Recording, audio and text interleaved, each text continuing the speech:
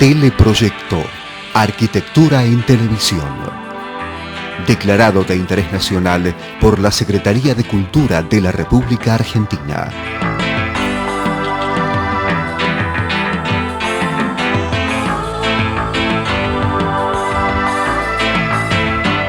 Dirección General, Francisco Fasano.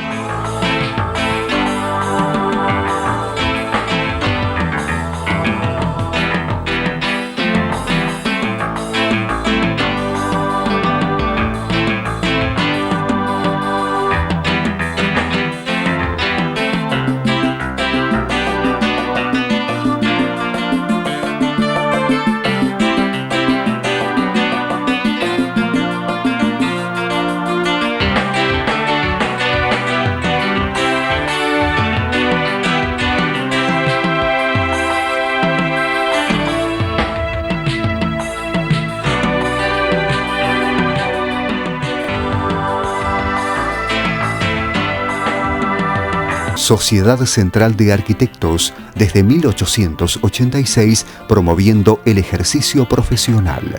La calidad Knauf pasa al frente. Aquapanel, placas cementicias que resuelven todas las necesidades para refacción de fachadas y cerramientos exteriores en obras nuevas.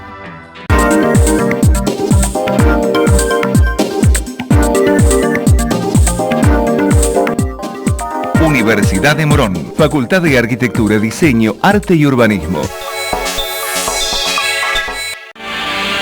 Sapa Aluminium Argentina ofrece sistemas de carpintería para arquitectura que aportan condiciones de ahorro energético cuidando el medio ambiente. Sapa, cultura arquitectónica. Partícipe del Concurso Nacional de Anteproyectos Complejo Judicial Ciudad de Chipoleti, abierto a 2 pruebas y vinculante, organizado por el Colegio de Arquitectos de Río Negro Seccional Cuarta. Entrega de los trabajos de la primera prueba el 27 de agosto. Bases y condiciones en el sitio web.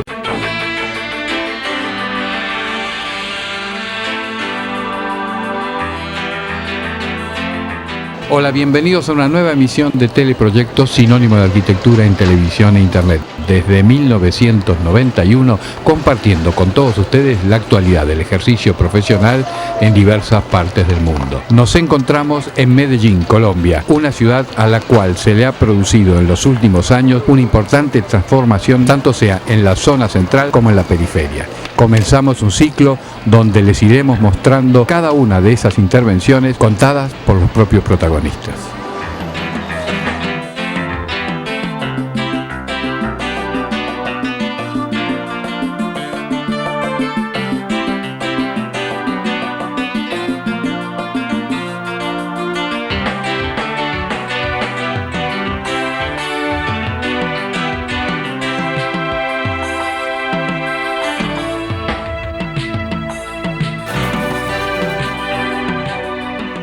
Esta ciudad que se ha convertido en un tema de tantas reflexiones en el mundo, en el entorno latinoamericano y en otros países, tiene unas lógicas internas que son más difíciles de detectar y de percibir a lo lejos, y que a menudo se simplifican mucho porque se tiende a pensar que la evolución positiva y los logros han sido más el producto de una circunstancia coyuntural, de ciertas condiciones de singularidad de personas o de hechos más producto de la casualidad, y no se reconoce que realmente lo que hay adentro es un inmenso, rico, complejo, muy difícil y muy intenso proceso de una sociedad que por décadas ha vibrado con su realidad.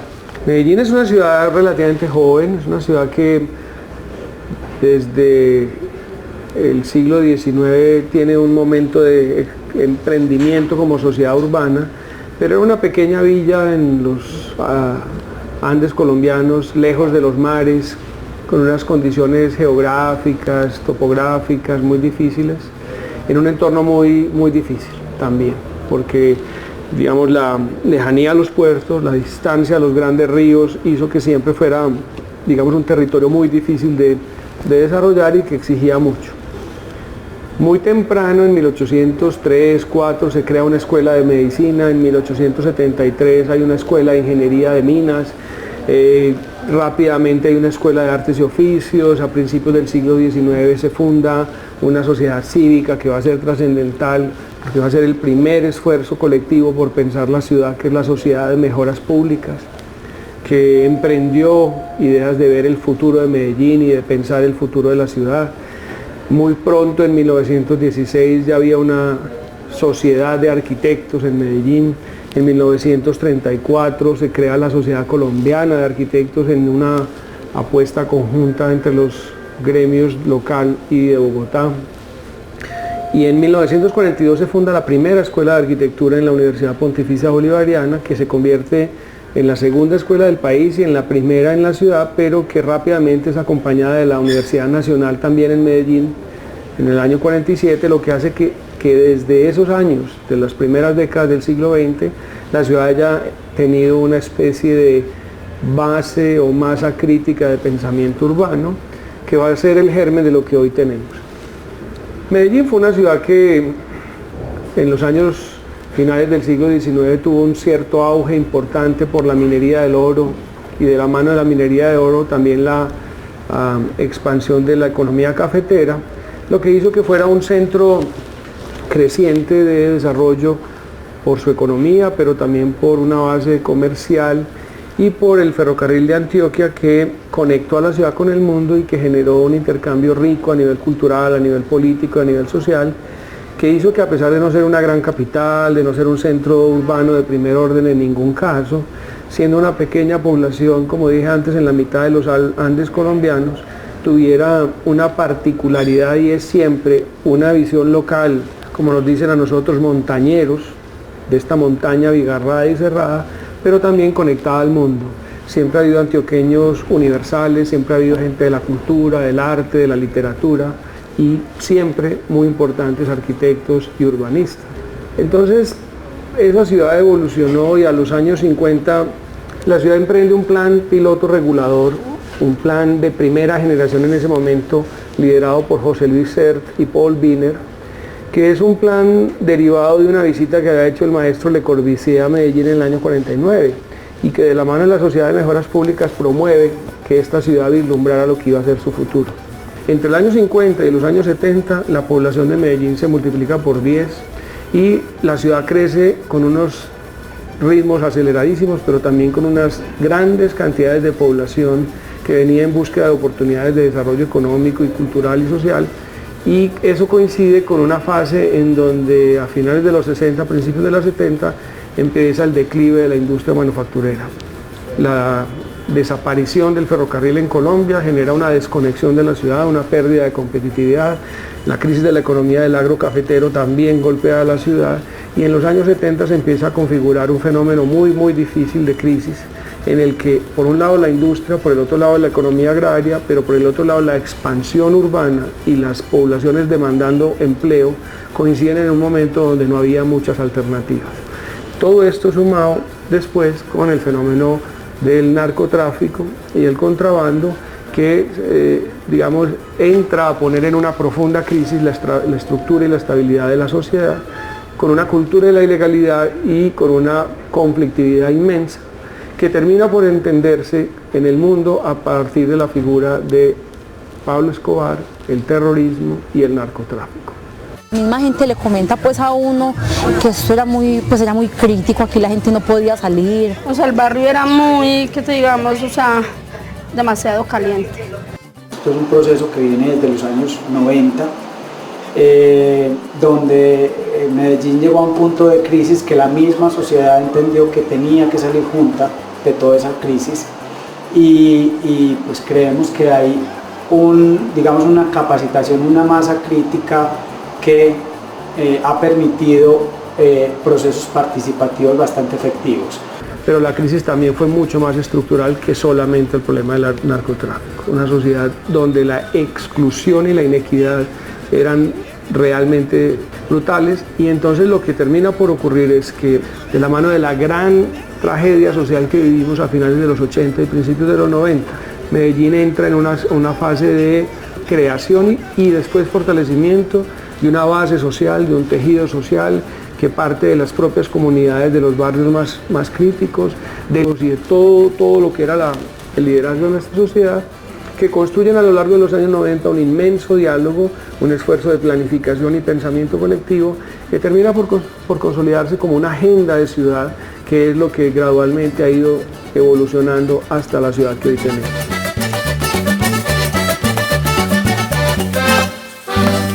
Es una plataforma de encuentro entre el Estado con sus políticas y sus ideas de gobierno con un ciudadano que también tiene unas ideas.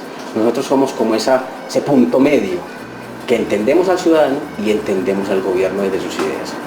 Realmente lo que pretendemos en este nuevo plan de ordenamiento con las áreas de intervención estratégica es darle coherencia a todas esas intervenciones que ha tenido Medellín a lo largo de estos últimos años y por lo cual está, digamos, bajo el foco por todo lo que ha sucedido.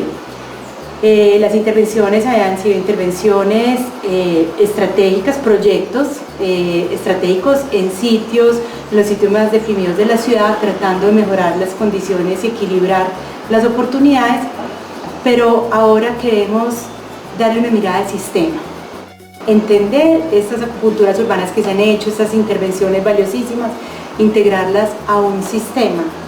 Esta vida tan conflictiva y tan crítica que vivimos hizo que la ciudad se nos fuera de las manos para la vida común, y entonces muchos crecimos soñando con una ciudad donde lo público, donde el espacio público y la vida común fuera posible. Todo ese esfuerzo que hizo la sociedad en los años 90 por encontrar un camino tuvo de todas maneras experiencias urbanas, es decir, uno tiene que recordar que en el año 1991-92 se hace el concurso público para el Parque de San Antonio, y el parque se construye en medio de una situación muy crítica. De hecho, cuando el maestro Botero dona la Paloma de la Paz y se instala en el Parque Botero, en el Parque de San Antonio fue dinamitado por los terroristas.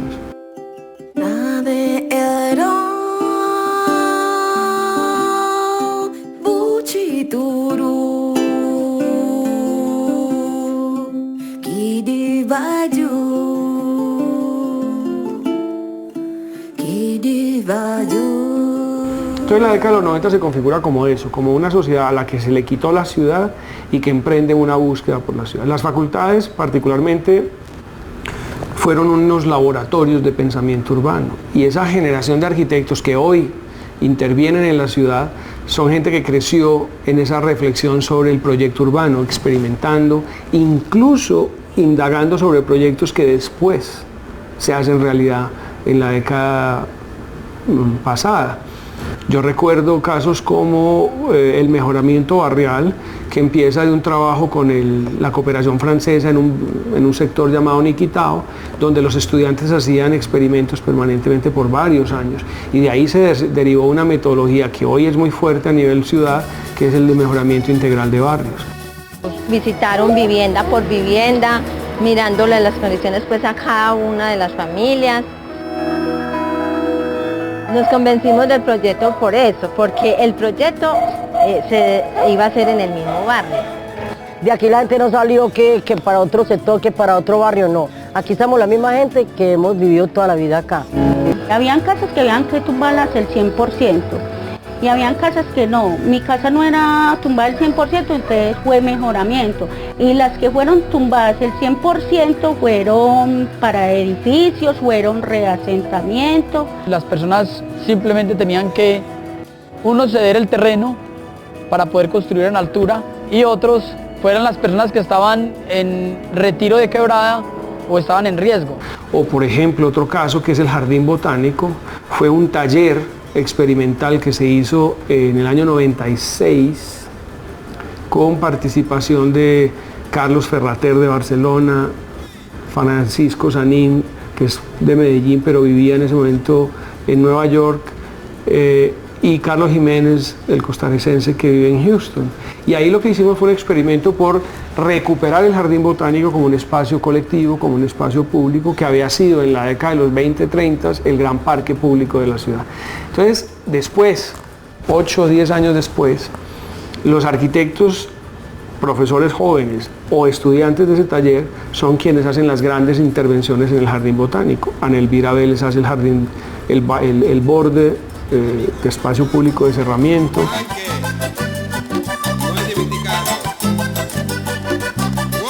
El café del bosque.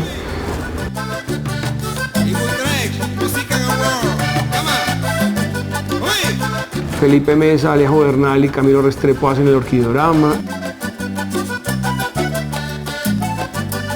Emerson Marín hace el auditorio al aire libre. Es decir, es como una especie de teoría del segundo hombre que se siembra antes y después se hace. Y eso es un poco lo que le pasó a Medellín.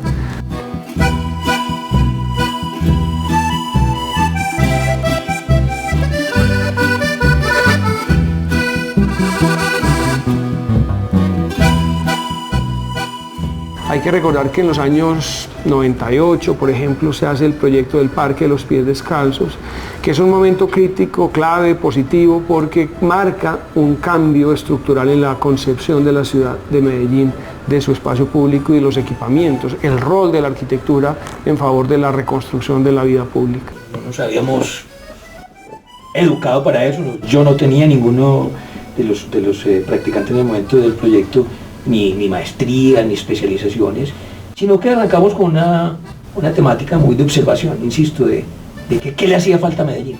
Así surgió ese proyecto. Y nos dimos cuenta que había una carencia de un espacio público que incluyera todo el nicho familiar, algo que parece muy corriente, pero no lo había en Medellín. No había un sitio donde pudiera estar un niño de 2 años y un abuelo de 85. Sino que eran espacios muy de la época casi que neorrepublicanos, espacios muy dados para que no estuviera la familia. Y surge este primer proyecto que fue creciendo, se volvió parque, después se volvió edificio y que creo que marcó un hito en la historia de la ciudad, sobre todo por la noción de invertir en lo público. O sea, casi que volvernos a lo griego y decir, mire, lo de máxima calidad se tiene que hacer en lo público. El Parque de los Pies Descalzos es una apuesta muy interesante, además es un proyecto que nace desde la universidad, o sea, eso se lo inventa Jorge Pérez, que estaba en ese momento decano de la universidad, con Felipe Uribe, Giovanna Espena y Ana Elvira Vélez. Ellos fundaron un laboratorio que llamaba el Laboratorio de Urbanismo, y lo que hicieron muy interesante, sobre todo para el momento, vuelvo e insisto, porque es que era un momento muy complejo de la ciudad, empezar a hacer proyectos académicos, pero que tuvieran, digamos, un impacto directamente. Entonces, hubo un buen momento y es que la universidad logra entrar con la administración pública y la administración le cree a la universidad y dice, bueno, hagamos este primer proyecto como proyecto piloto. Entonces, yo digo que para mí es el proyecto de espacio público referente y que inicia realmente, digamos, como esa nueva dinámica que es la que hizo que Medellín en los últimos 10, 15 años pues hubiera entrado, digamos, bajo esa reestructuración. O sea, para mí ese es como el origen del Medellín actual.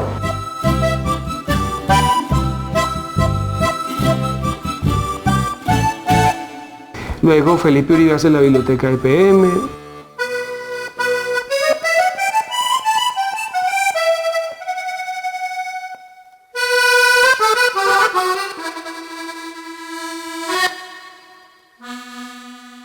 Luego hace el Parque de los Deseos también con EPM en el norte.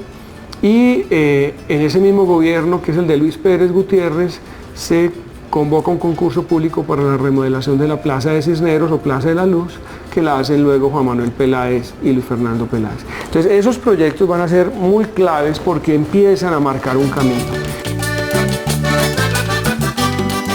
Cisneros pues fue yo diría que el espacio público por excelencia que tuvo Medellín en los años 60, 70, pero digamos entró en un proceso de degradación urbano, dado a que desaparecieron, digamos, hechos importantísimos. Por ejemplo, ahí era la plaza de mercado, que llamaba realmente la plaza de mercado de Cisneros. Era un edificio, además, un edificio muy bonito, un edificio construido, pero diseñado por el arquitecto Francesc Carré, que hoy en día queda uno de los dos edificios que están al lado, que se llaman el Carré y el Vázquez. Entonces él diseñó el edificio Carré y la plaza de mercado. Siempre pues, la consideramos como el centro de Medellín, era la plaza política, la plaza donde se hacían todas las manifestaciones, donde se decían los discursos, donde venían los candidatos a presidencias, alcaldías, el parlamento, etcétera. Era la plaza de reunión pública. A raíz de que las cosas fueron cambiando, una plaza que había allí de mercado se quemó, bueno, todo lo que viene pasando en las ciudades que va evolucionando, finalmente esto quedó en un espacio que posteriormente sirvió para que se hiciera un concurso público para ver qué hacían con esta plaza. Eso se convirtió realmente en un sitio muy anodino, un sitio pues digamos, alrededor de él digamos sucedía pues lo más duro y lo más complicado en temas sociales de la ciudad, además de que digamos el perímetro de lo que era la plaza en ese momento, pues, que estaba la estación del ferrocarril, pero el ferrocarril dejó de existir en Medellín en los años 80. O sea, la última ruta que había que se hacía hacia Cisneros, que es una población que queda más o menos a una hora de acá de Medellín, digamos la última ruta que se la dejaron digamos casi como un hecho como nostálgico, era que los sábados y los domingos la gente podía montar, a mí me tocó cuando yo estaba pequeño, uno montaba en el tren y se iba pues, al paseo a Cisneros y se devolvía. Pero eso también digamos se acabó, entonces todo lo que estaba alrededor de la plaza empezó digamos a estar en estado de abandono o de no uso. Por fortuna, pues Juan Manuel Peláez hizo con su padre, Fernando, que también es arquitecto, hicieron un proyecto altamente romántico con 365 astas con luz que prenden de acuerdo con las fases de la luna. O sea, hicieron un proyecto de espacio público de alta calidad estética que hoy no cumple con el tema de las manifestaciones públicas, pero quizás también es que ya las manifestaciones públicas son muy diferentes a como eran antes.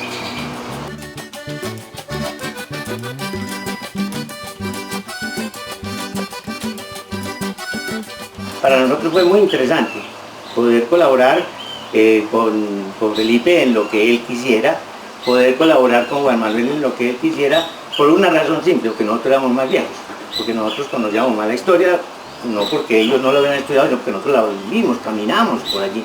Entonces les servimos a lo mejor de alguna referencia, pero de todas maneras todos estos edificios convergen hacia una identidad que es la identidad de la ciudad de Medellín.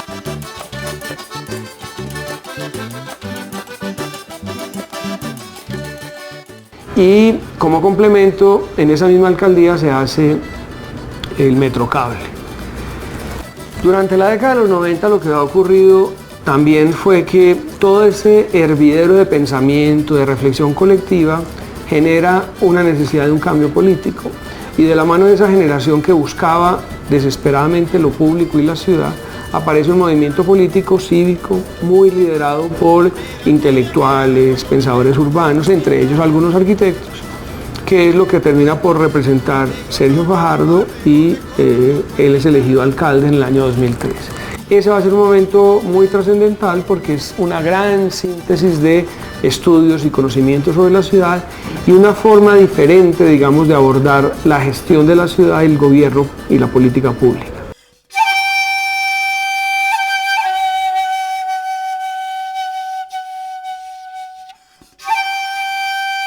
O sea, nuestra situación de violencia obligaba que estuviéramos pensando en esa necesidad absolutamente concreta, precisa, milimétrica, de abordar al ser humano como tal. O sea, era una necesidad de incluir al ser humano desde sus elementos mínimos y atraerlo a través del mobiliario. Porque no era un problema de planeación macro, de manchas azules o vértices, sino tenemos que garantizar la permanencia del individuo en el espacio público, porque nuestros espacios públicos muchas veces están muy solos, muy abandonados y dejan de ejercer la presión sobre un cambio sustancial. Entonces la idea del mobiliario en su decisión de milímetro ergonómica era fundamental. Y yo creo que filosóficamente, si yo logro que una persona se sienta cómoda, se sienta bien tratada, una buena banca, una buena silla, una buena mesa, después de ese nivel de confort, que puede ser muy sensorial, entra un nivel de reflexión profunda, que empieza a entender que es parte de la ciudad y que es incluyente y empieza a desbordar, digamos, ese uso básico a elementos más espirituales del ser humano en el espacio público, que tenemos que llegar a eso.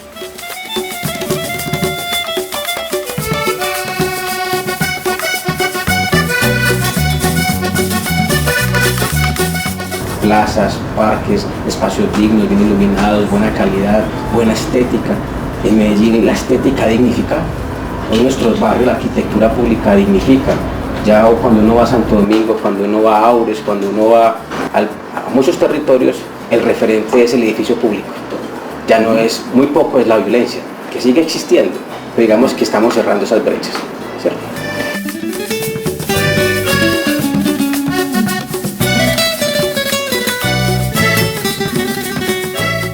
La arquitectura, el urbanismo se vuelven elementos de síntesis, elementos que interpretan las búsquedas de la sociedad, y los arquitectos, los urbanistas y los planificadores son artífices de las realizaciones de lo que la sociedad como proyectos políticos y como proyectos comunitarios venía construyendo. Y de esta forma vamos llegando al final de la presente emisión de Teleproyecto, sinónimo de arquitectura en televisión e internet. Desde 1991, compartiendo con todos ustedes la actualidad del ejercicio profesional en diversas partes del mundo. Hoy hemos podido poner en sus pantallas la transformación de esta sorprendente ciudad. Esperamos que haya sido del agrado de todos ustedes. Por nuestra parte nos vamos despidiendo hasta dentro de 7 días, siempre a esta misma hora, por esta misma señal o hasta cualquier momento en alguna de las herramientas digitales que ponemos a su disposición. Será hasta cualquier momento.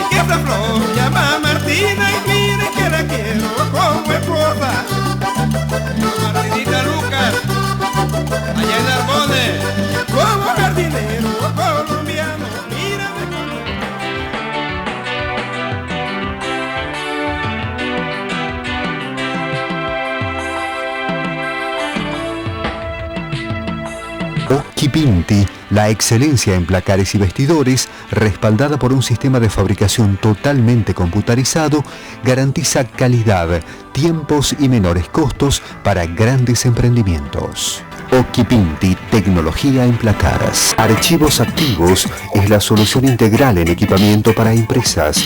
Muebles, panelería, sillas y sillones, todos con la mejor terminación del mercado. Archivos Activos, muebles de trabajo. 3060, cuadernos latinoamericanos de arquitectura. Consíguela por suscripción o en los mejores kioscos y librerías.